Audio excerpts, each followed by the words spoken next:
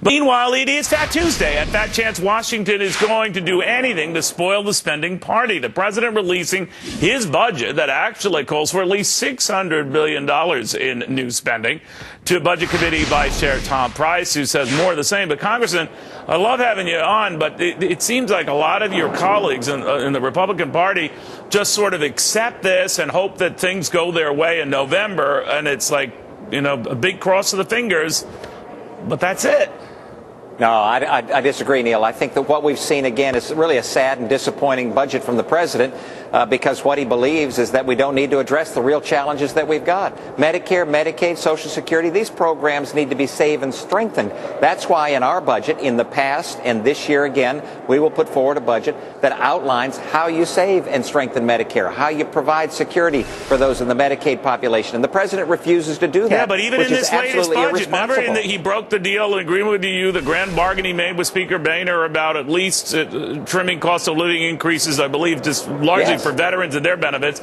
But Republicans just got nervous about that as well and said, all right, let's just rescind those planned cuts. So no one seems to have the will to do the kind of things that might get them a little mainstream media pressure.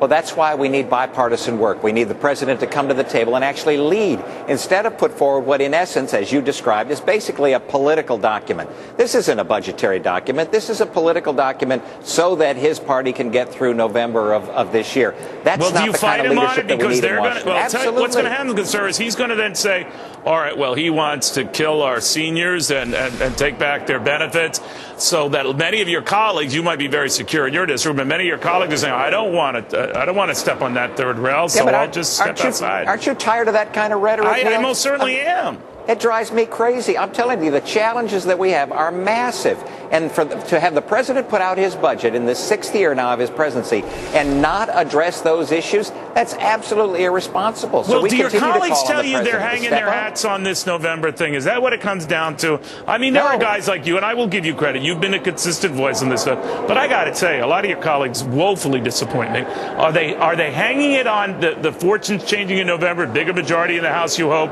maybe you take the Senate, and then you're going to get serious? Well, we hope that happens so that we can actually solve some of these challenges. We've gotten no cooperation on the Senate side from Harry Reid, and the president, again, refuses to come to the table. So our job, we're the minority party in Washington. Our job is to put forward a contrast, an alternative, a positive alternative for the American people to look at and say, hey, those folks are really fighting on our behalf. All right. Well, thank you very much for just showing you a chart as you were speaking, Congressman, of the projections the White House has of revenues coming in versus what the CBO does. The CBO tends to be a lot more conservative and justifiably so. In the meantime, you can get your questions.